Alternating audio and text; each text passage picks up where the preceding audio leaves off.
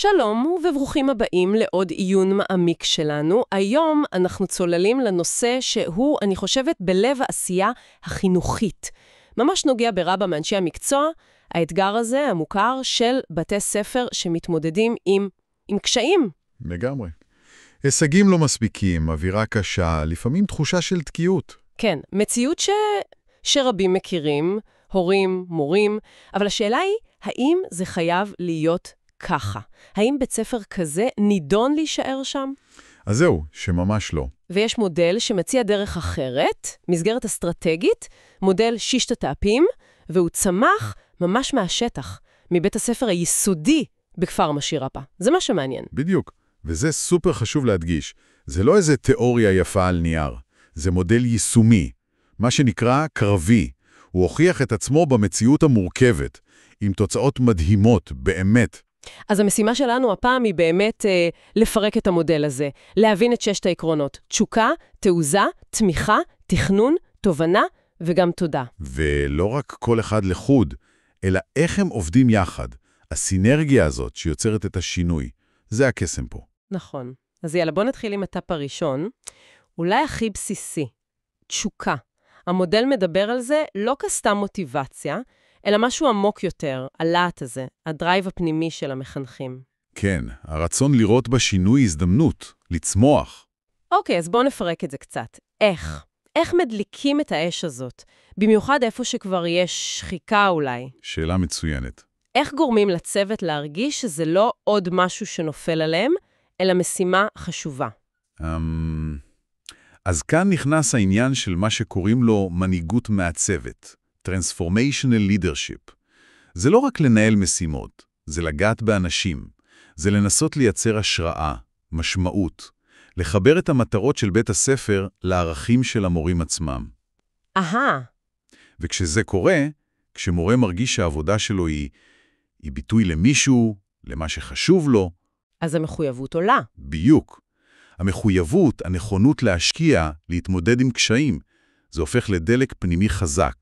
אני מבינה את הרעיון, אבל איך זה נראה בתכלס? ביום-יום העמוס של מנהלת. כן, זה חייב להיות פרקטי. זה מתחיל ביצירת חזון משותף, אמיתי. לא משהו שההנהלה כותבת ושולחת, אלא תהליך, שהצוות שותף. אוקיי. הוא ממשיך בתקשורת, להסביר כל הזמן את הלמה. למה אנחנו עושים את זה? איך זה קשור לתלמידים, אלינו? וגם לחגוג הצלחות, קטנות, גדולות, שמראות את הערכים האלה בפועל. לתת דוגמאות חיות. בדיוק. כשמורה רואה שהיוזמה שלו מקבלת הכרה, זה מחזק את התשוקה. זה תהליך מתמשך כמובן. הבנתי. אז התשוקה היא הדלק.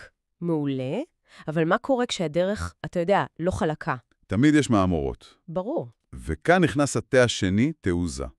המודל מדבר על יצירת סביבה שמאפשרת אפילו מעודדת לקחת סיכונים, להתנסות. נכון. מקום שמותר לנסות דברים חדשים, גם אם זה לא תמיד מצליח ב100%, ושמותר ללמוד מטעויות, בלי הפחד הזה מעונש. יש שם משפט חזק, גדלים מהצלחות, לומדים מטעויות. לגמרי. זה שינוי תפיסתי ענק, במיוחד במערכת החינוך, שלפעמים קצת שמרנית. אז איך יוצרים מרחב כזה שלא יהפוך לבלגן? פה נכנס המושג של בטיחות פסיכולוגית, Psychological Safety. מחקרים כמו של אימי אדמנסון מראים כמה זה קריטי לצוותים. ומה זה אומר בעצם, בטיחות פסיכולוגית? זה לא אומר שמורידים סטנדרטים, ממש לא. זה אומר שאנשים מרגישים בטוחים להגיד דעה אחרת, לשאול שאלה טיפשית, להודות בטעות, להציע רעיון משוגע קצת. בלי לחשוש שיצחקו עליהם או יענישו אותם. בדיוק. ואז, כשמרגישים בטוחים, אז באה היצירתיות, החדשנות. והכי חשוב, לומדים מכישלונות הרבה יותר מהר, כי אפשר לדבר עליהם בפתיחות. אז התעוזה היא לא פזיזות. ממש לא. היא תוצר של תרבות שמבינה שטעות היא חלק מהדרך. זה דורש מההנהלה גם להפגין את זה. איך מגיבים כשמשהו לא מצליח? זה נשמע כמעט אידיאלי. אבל בתי ספר, יש עליהם לחץ להראות תוצאות, הישגים. איך מאזנים? זה מתח. מתח שצריך לנהל. והאיזון בא מהבחנה בין סוגי טעויות. יש טעויות של רשלנות שאסור לקבל. אבל יש מה שנקרא טעויות אינטליגנטיות, שקורות כשמנסים משהו חדש, מושקע. אוקיי. ואלו הטעויות שמלמדות הכי הרבה. ההנהלה צריכה להגדיר גבולות ברורים, איזה סיכונים לוקחים ומה לא. ולהגיד בקול רם, נכשלנו בניסוי. יופי, מה למדנו? לא מי אשם. זה דורש אומץ גם מהמנהלים עצמם. לגמרי. להודות שגם להם אין את כל התשובות. נקודה חשובה, אז יש תשוקה ויש תעוזה לנסות, אבל לבד אפשר. אף אחד לא יכול לבד. וזה מביא אותנו ישר לטאפ השלישי, תמיכה. המודל ממש מדגיש את זה. חייבים רשת ביטחון, תמיכה משני כיוונים, מהצוות עצמו ומהנהלה. נכון. ולא רק להיות נחמדים, אלא ממש לבנות צוות מגובש, שמשתף, בידע, בניסיון, גם בקשיים. כן, ואם נחבר את זה למושגים מקצועיים, זה בדיוק הרעיון של קהילות למידה מקצועיות, ה-PLCs. נכון, ה-PLCs. שזה לא סתם ישיבת צוות, זה קבוצות קבועות שעובדות יחד, באופן שיטתי, על מטרות משותפות, חולקים פרקטיקות, מנתחים נתונים של תלמידים, צופים אחד בשיעורים של השני, ונותנים יישוב בונה. ותומכים. זה העיקר. במקביל, ההנהלה חייבת לתת את הגב, משאבים זמן, הכשרות, נתונים, לתת משוב, גם תומך וגם מאתגר, ולתת אמון, אוטונומיה. וכשיש את התמיכה הזאת מהקולגות ומההנהלה, אז זה יוצר שייכות, ביטחון מקצועי, וזה ממש חיסון נגד שחיקה, שזו בעיה ענקית בהוראה. אבל שוב, במציאות, זה קשה. הרבה צוותים אומרים אנחנו תומכים, אבל בפועל כל אחד לבד. מה המכשולים? המון. קודם כל זמן. מורים קורסים. איפה הזמן לשבת ביחד באמת? ויש את התרבות הישנה הזאת, האינדיבידואליסטית. כל מורה והכיתה שלו. קשה לשנות. והפגיעות, לשתף בקושי דורש אמון. נכון מאוד. אז מה עושים?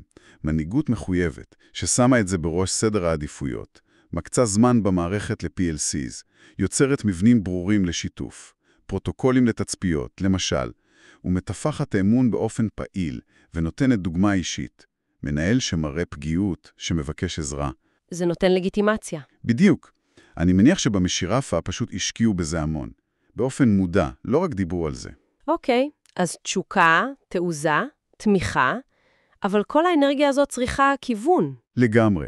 ופה נכנס התה הרביעי, תכנון. המודל מדגיש שתכנון קפדני הוא הכרח, לא מותרות. זה היסוד לשינוי מוצלח. מזכירים שם בעקיפין את העניין של ההכנה, כמו לינקולן עם הגרזן. כן, כן, רעיון יפה. והתכנון הזה כולל כמה דברים. הגדרת מטרות ברורות, מדידות, לא סיסמאות. ניתוח ריאלי של מה שיש לנו, זמן, כסף, אנשים, ידע. ותוכנית פעולה מפורטת. מי עושה מה ומתי? נכון. והחשיבות שזה היא עצומה. קודם כל זה מונע כאוס, שלא סתם יורים לכל הכיוונים. זה מאפשר התקדמות שיטתית, וזה גם ניהול סיכונים. לחשוב על מכשולים מראש. זה נותן לכולם תמונה ברורה. לאן הולכים ומה החלק שלי? וזה מוריד חרדה, נותן תחושת שליטה, אבל. וזה אבל חשוב. אבל זה לא יכול להיות קשיח מדי. בדיוק. המציאות דינמית. בית ספר זה לא מפעל. דברים משתנים כל הזמן. אז התכנון חייב להיות גמיש, וזה מעלה שאלה. כן? איך מבטיחים שהתכנון לא הופך להיות משהו שמגביל אותנו? איך בונים את הגמישות הזאת פנימה? זאת בדיוק השאלה. הגמישות לא באה מתכנון פחות טוב, אלא מתכנון חכם יותר. תכנון טוב הוא תהליך, לא משהו שעושים פעם אחת וזהו. הוא חי. הוא חי, הוא כולל נקודות ביקורת קבועות, לבדוק איפה אנחנו מול התוכנית, מה עובד, מה לא, להחליט על התאמות. אפשר גם לתכנן תרחישים. מה יקרה אם? שיהיו חלופות. המטרה היא לא לדבוק בתוכנית המקורית, אלא להשיג את המטרות. תוך כדי תנועה. יפה. והדינמיות הזאת בתכנון, זה מוביל ממש לטייפ החמישי, תובנה. המודל אומר שתובנה זה לא רק בסוף, זה תהליך מתמשך, דינמי, שזור בעשייה. כן. וכאן זה נהיה ממש מעניין, כי זה לא רק לאסוף נתונים, המון בתי ספר עושים את זה. אוספים הרים של נתונים. בדיוק, אלא להפוך את הנתונים האלה למשהו שאפשר לפעול לפיו, לתובנות מעשיות. איך המידע עוזר לנו להבין מה עובד, מה לא, איפה אנחנו חזקים, איפה חלשים, ואיך להשתפר. בדיוק. זה המהות של ארגון לומד. Learning Organization. בית ספר שהוא ארגון לומד, הוא כל הזמן בודק את עצמו, ברפלקסיה, בהערכה עצמית. הוא לומד בעצמו, לא רק מלמד. בדיוק. והמודל מתאר את זה כמו מעגל כזה. מדידה, הפקת תובנות, מדידה חוזרת. אוספים נתונים, מנתחים אותם כדי להבין מה הם אומרים לנו, זאת התובנה. מה למדנו על הלמידה? על ההוראה? על האווירה? כן. ואז משתמשים בתובנות האלה כדי לשפר. ואז מודדים שוב את ההשפעה. התובנה היא כמו מצפן. היא מכוונת את התכנון הגמיש, מוודא שהשינוי באמת מביא לשיפור. זה לא רק מספרים, זו חוכמה ארגונית. לגמרי. אבל שוב, בפרקטיקה, כל כך הרבה נתונים נשארים במגירות או במצגות. נכון, זו בעיה אמיתית. אז מה הסוד? מה הופך איסוף נתונים סתמי לתהליך שמייצר תובנות אמיתיות? זה כמה דברים. קודם כל, לשאול את השאלות הנכונות, מה אנחנו רוצים לדעת מהנתונים. שנית, ניתוח משותף. זה לא צריך להיות רק אצל המנהלת או הרכזה. התובנות הכי טובות באות כשצוותים יושבים יחד, מסתכלים על נתונים שקשורים אליהם, עבודות תלמידים, מבחנים שלהם. ביחד. ביחד. שלישית, המיקוד הוא בלמידה, לא רק בציון. איך לשפר, לא רק למדוד. ורביעית, לחבר סוגים שונים של מידע. כמותי, איכותני, ציונים ותצפיות למשל. זה דורש זמן ומיומנות ותרבות של סקרנות. בדיוק. תרבות של חקירה, לא רק של דיווח. מעולה. אז סגרנו פה מעגל די מרכזי. תשוקה, תעוזה, תמיכה, תכנון, תובנה. אבל יש עוד אחד, התף השישי. אולי נשמע קצת רך, אבל נראה שנותנים לו משקל עצום. בהחלט. תודה. ההכרה והוקרה. המודל מדגיש כמה זה קריטי להעריך. באופן קבוע, בפומבי, באופן אישי. את המאמצים, את ההשקעה. נכון. זה נשמע קצת ברור מאליו, לא? אבל אומרים שזה דרמטי. זה דרמטי וזה ממש לא ברור מאליו או רך. יש לזה גיבוי מחקרי אדיר. מהפסיכולוגיה החיובית. מחקרים מראים קשר ישיר בין הוקרה במקום העבודה לבין המון דברים טובים. כמו מה למשל? שביעות רצון, שייכות, מוטיבציה פנימית, אפילו בריאות טובה יותר. שאנשים מרגישים שרואים אותם, שמעריכים את המאמץ שלהם, את התרומה שלהם. זה נותן כוח. זה נותן דלק רגשי, להמשיך, להתאמץ, גם כשקשה. ולבנות תרבות ארגונית שהכרת תודה היא חלק מהשגרה שלה, זה לא רק מגמל את המצטיינים, זה מעודד את כולם לשאוף למצוינות. זה יוצר מעין מעגל חיובי כזה. הוקרה מובילה למאמץ, שמוביל לביצועים, שמוביל לעוד הוקרה. בדיוק. זה הדבק שמחבר את הכל ביחד לאורך זמן. אבל אין פה סכנה שזה יהפוך למשהו טכני, מזויף? איך מבטיחים שהתודעה הזאת היא אמיתית? נקודה חשובה. זה חייב להיות כן וספציפי. לא מספיק להגיד כל הכבוד לכולם. זה נחמד, אבל לא אותו דבר כמו להגיד תודה אישית למורה X על יוזמה Y, ולהסביר למה זה היה חשוב. האותנטיות חשובה. מאוד, וצריך לגוון. לפעמים בפומבי, לפעמים בפתק אישי, לפעמים לקבוצה, לפעמים לאדם. המפתח הוא שזה יתפס כהערכה אמיתית, לא מניפולציה. כשזה נעשה נכון, זה כלי עוצמתי. אז אם מסכמים רגע את כל השישה האלה ביחד, מה שיש לנו פה זה לא סתם אוסף טיפים, זה ממש מסגרת שלמה, הוליסטית, שמשלבת חינוך, ניהול, פסיכולוגיה, לכדי תוכנית פעולה. נכון? זה מתחיל מהמנוע הפנימי, תשוקה. נותן אומץ לנסות, תעוזה. מספק רשת ביטחון, תמיכה. נותן כיוון, תכנון. מאפשר למידה, תובנה, ומתחזק את הרוח, תודה. סיכום יפה. קשה. בדיוק. וזה לא תיאוריה. ההוכחה היא הסיפור של משירפה. המקום שבו המודל הזה נולד ופעל. המקורות מספרים על הטרנספורמציה המדהימה שם. מבית ספר עם קשיים? לפסגת המצוינות. אחד המובילים בארץ, מגדלור של חדשנות. וזה מראה שהמודל הזה עובד. והעקרונות שלו, תשוקה, תעוזה, תמיכה, תכנון, תובנה, תודה, הם די אוניברסליים.